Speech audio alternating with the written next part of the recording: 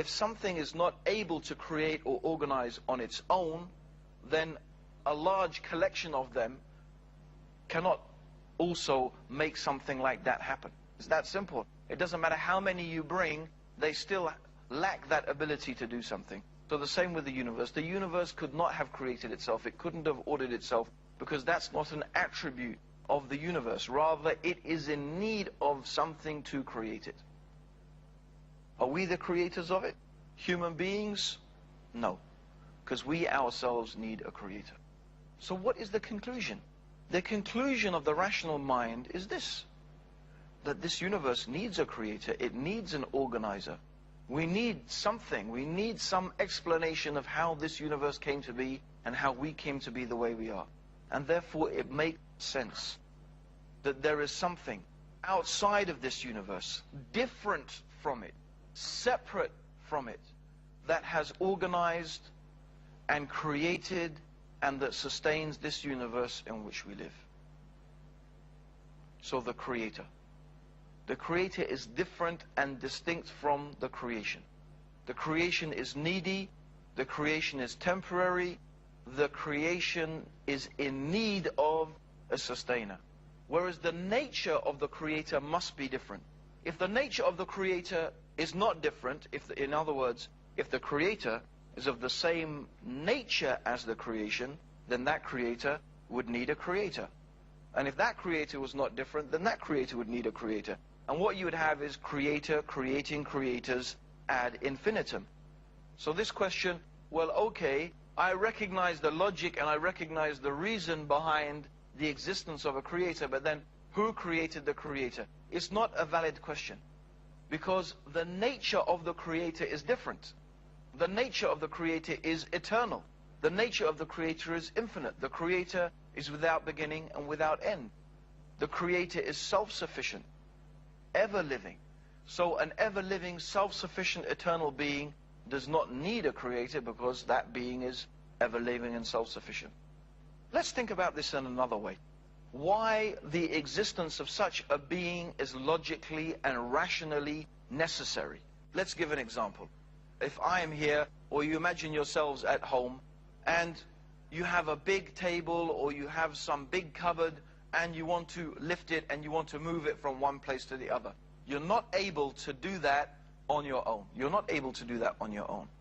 So what you want to do is you want to enlist the help of someone. So you go to your next door neighbor and you say, listen, I want to move this cupboard. Can you give me a hand? And your neighbor says, listen, I'll give you a hand, but only if my friend gives me a hand. So that other person says, yeah, I will give you a hand, but only if someone else gives me a hand. And imagine everybody makes that condition. Everybody says, I will only help if somebody else helps. If everybody along the line makes that condition, will your cupboard ever be lifted? Will your furniture ever be moved? No. Because everyone is saying, I will not help unless someone else helps. So if you have a creator, creating a creator, creating a creator, you get the situation where nothing ever gets created. Just as your cupboard never gets moved, nothing ever gets created. But the creation is here. I'm sitting here, you're sitting there. Look out of the window, you'll see the sun, you'll see the moon, you'll see the stars, you'll see the trees. The creation is here. That means that something has been created. So you can't have creators creating creators ad infinitum. There must be somewhere where it stops. And it has to stop at a being who is distinct and separate and different in his nature from that which he created. Now, it is hard to imagine. Reason cannot really accept that there could be two eternal, infinite, self-sufficient beings, let alone 3, 4, or 5. So the nature of this creation indicates to us that if there was more than one creator, there would not be a creation, there would be chaos. But rather the underlying unity and the intricacy and detail that we find existing in this universe indicates to us that there must be one united, wise, powerful, and intelligent force behind all of this. So here's our discussion. Here's our reasoning. Here's our step-by-step, stage-by-stage process of reasoning that we have gone through. And what have we reached at the end of it? What we have reached at the end of all of this is a simple conclusion. This universe has a creator. This creator is different from the universe. The creator is wise. The creator is powerful. And there is only one creator. Out of all the religions in this world, of all the philosophies and the religions and the ideologies in this world, which one teaches us to believe in one creator who is eternal, who is self-sufficient, who is infinite, wise and powerful, and who is different and distinct from the creation? You will find that although many religions and philosophies have some aspect of this idea, nearly all of them compromise it in one way or another. For example, let us take broadly the Hindu concept of God. The Hindu concept of God, for example, and I use this in a very generalized sense because I do realize that many different people within Hinduism have many different beliefs. But generally, the Hindu concept of God is that the creation is God. God is everywhere and in everything. So this is the idea, what we call it pantheism, that everything is God and God is everywhere and in everything. But this contradicts reason. This contradicts our whole process that we have used it. If you think back upon what I said, how can the creation be the same as God? And if the creation is the same as God, then what created it? The whole rational basis that we used in order to understand that God exists falls on its face. So the idea that God and the creation is one and the same is not acceptable. It's not rational. It can't be understood by reason. There's no basis for such a concept and for such a belief. And then you find other religions, for example, Christianity. By and large, most Christians believe that Jesus was God. But traditional Christian theology tells us also that Jesus was the manifestation of God. In fact, many religions claim that God manifested himself as a human being or some type of creature. Again, this compromises that basic belief. How can something be creator and created at the same time? How can something be both eternal and infinite and finite and temporary? How can something be self-sufficient and needy at the same time? It's like saying the square became a circle but was still a square. How can a square become a circle and still stay a square? It doesn't make any sense. It's irrational, it's illogical. It's enough reason to reject any religion that tells us God became a man or God became some type of creature, because it's irrational. It doesn't make any sense. And it's something you can never, ever prove. You can believe it if you want to, but you can never prove it, because it's a commonsensical, rational impossibility. And whatever is a rational impossibility can never be proven. It's that simple.